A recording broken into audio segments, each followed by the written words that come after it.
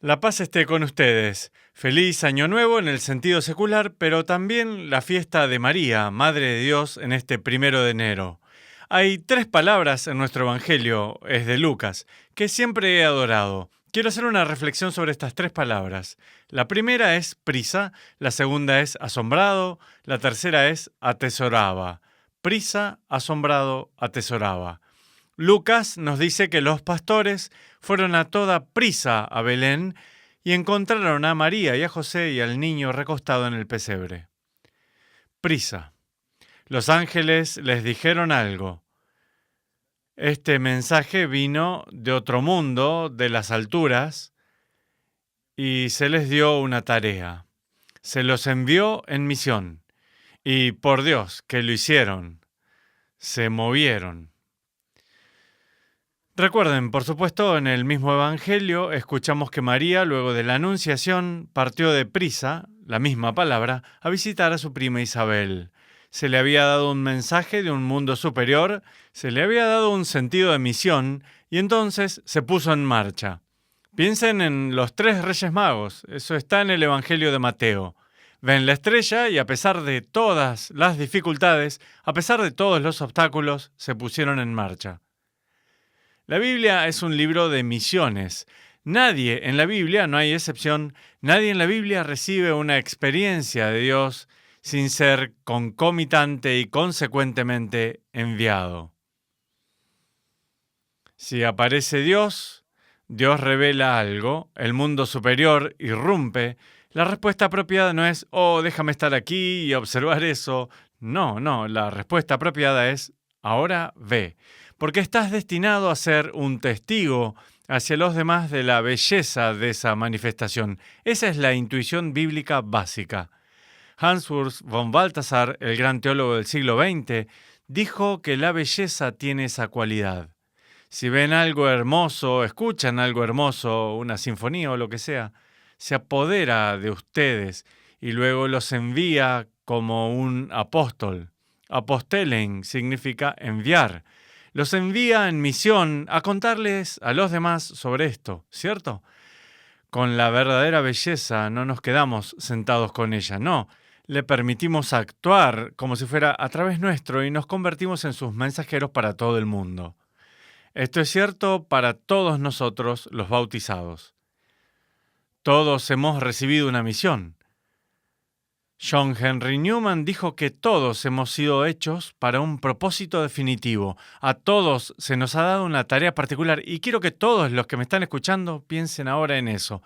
No están aquí inútilmente o como resultado de un accidente cósmico. No. Han sido deseados a la existencia por Dios. ¿Por qué te creó? Porque tiene una misión para ti. Podría no ser lo que el mundo piensa que es importante. ¿A quién le interesa? ¿A quién le importa? Eso es, de paso, un gran tema bíblico, que la gente se distrae. El mundo piensa que esto es tan importante. ¿A quién le interesa? No significa nada. ¿Qué es lo que Dios piensa que es importante para ti? ¿Cuál es la misión que te encomendó Dios? Podría ser la más discreta. Piensen en la pequeña flor y el caminito. Es pequeño a los ojos del mundo, pero grandioso a los ojos de Dios. Este es el punto.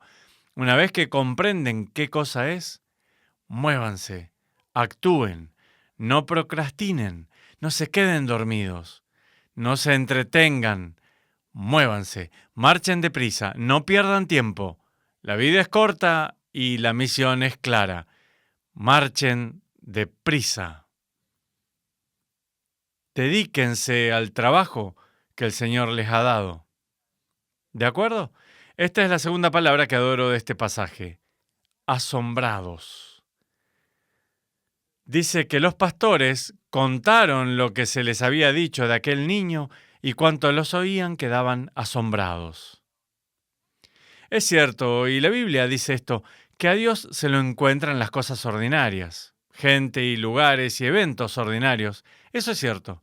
Dios habla a través de la naturaleza, los cielos proclaman la gloria de Dios. Las cosas naturales que nos suceden en esta vida, sí, decimos que Dios habla a través de ellas. Pero es muy cierto que en el corazón de la religión bíblica hay algo más allá de ello, porque eso puede ser cierto en cualquier religión o cualquier misticismo o cualquier filosofía de la religión, ¿cierto? Todos podríamos estar de acuerdo que la máxima realidad nos habla a través de las cosas de este mundo, seguro, seguro. Pero hay más que eso en la religión bíblica. Porque en el corazón de la Biblia está esta afirmación de que Dios irrumpió en el orden natural. Dios nos ha revelado algo de sí mismo que no sabríamos normalmente. Al modo en que llegas a conocer a una persona. Me refiero a que pueden saber mucho de una persona simplemente observándola y tal vez estudiándola un poquito y buscando a esa persona en Wikipedia o Google u otro lugar. Pero finalmente esa persona tiene que abrirte su corazón y revelarte algo que nunca hubieras sabido de otra manera. Esa es la revelación que tiene que existir en el corazón de toda relación humana realmente profunda. Ahora, con mayor razón, a la enésima potencia, esto es cierto en nuestra relación con Dios. Sí, podemos conocer ciertas cosas sobre Dios a través del orden natural y a través de la historia, pero finalmente Dios nos habla de sí mismo. Y ustedes saben cómo es eso, ¿cierto? Eso es asombroso. Lo sé, los amaneceres son hermosos y hablan de Dios, lo entiendo, seguro, es verdad, pero cuando Dios habla sobre su propia mente y corazón de un modo que nunca hubiéramos adivinado de otra manera, eso es asombroso.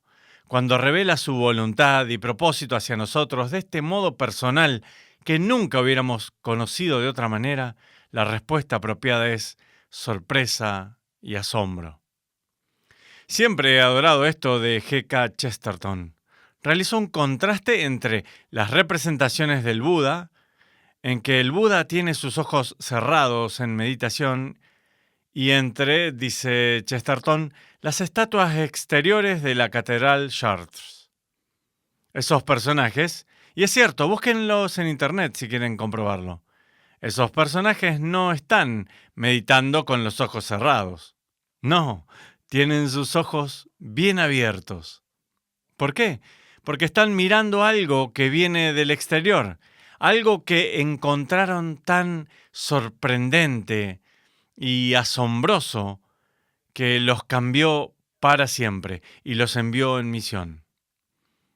Esa es la respuesta correcta, ordinaria, me parece, a la revelación de Dios. La tercera palabra, prisa, asombro. La tercera palabra es atesoraba. Escuchen.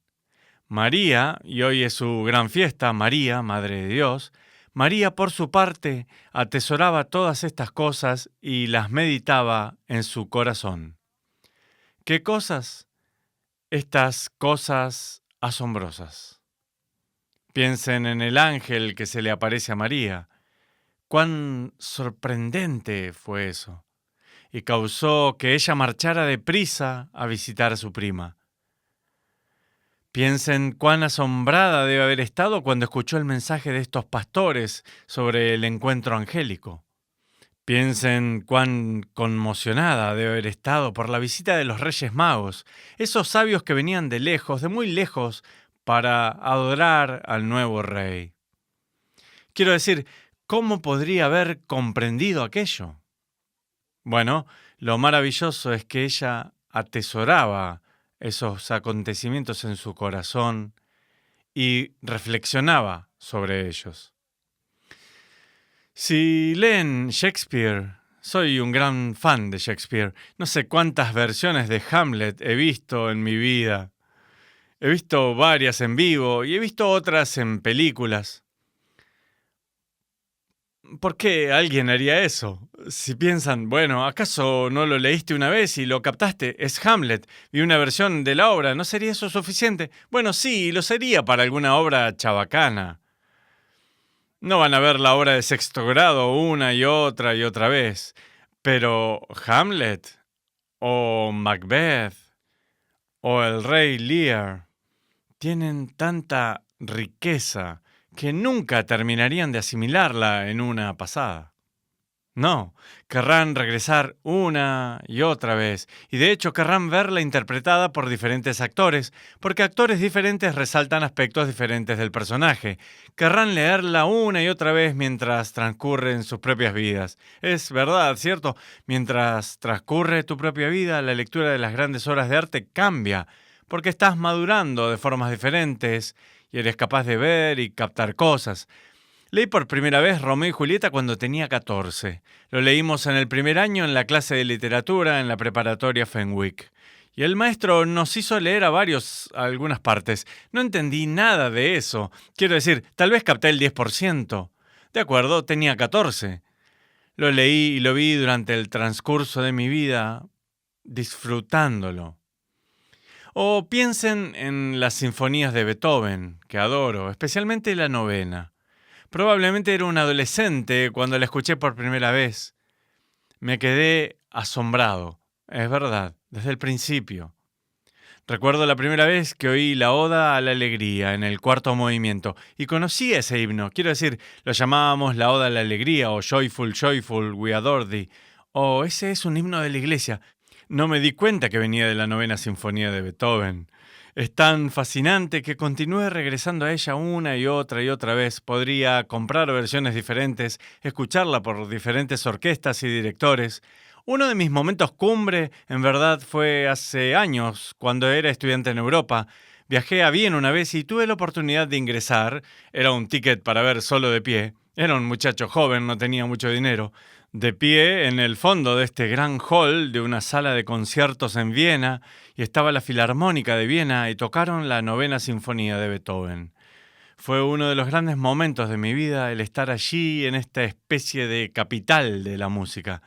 Mi reflexión aquí, espero que esto no les resulte muy cansador, es que con las obras de arte realmente geniales, las cosas realmente geniales y hermosas, no decimos simplemente, oh sí, es grandioso, genial, y luego seguimos adelante. No, no.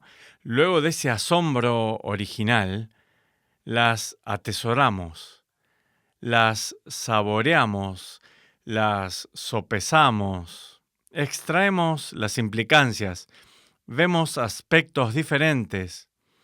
John Henry Newman dijo que María, atesorando los grandes misterios de la Navidad en su corazón, se convierte en la patrona de toda la teología. Es un pensamiento maravilloso. He ocupado gran parte de mi vida como profesor y escritor de teología. Eso es la teología, la Iglesia a lo largo de los tiempos, atesorando y sopesando y reflexionando sobre los eventos asombrosos de la salvación. Así que, deprisa, muévanse.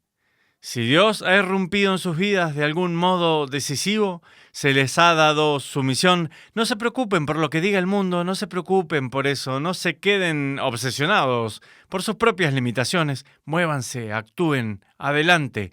Cuando Dios se manifiesta a sí mismo, la respuesta correcta es asombro. Y luego saboreen, atesoren, reflexionen sobre estas cosas asombrosas en sus corazones. Pienso que de todas estas formas honramos a María, por sobre todas las cosas, la Madre de Dios. Y Dios los bendiga.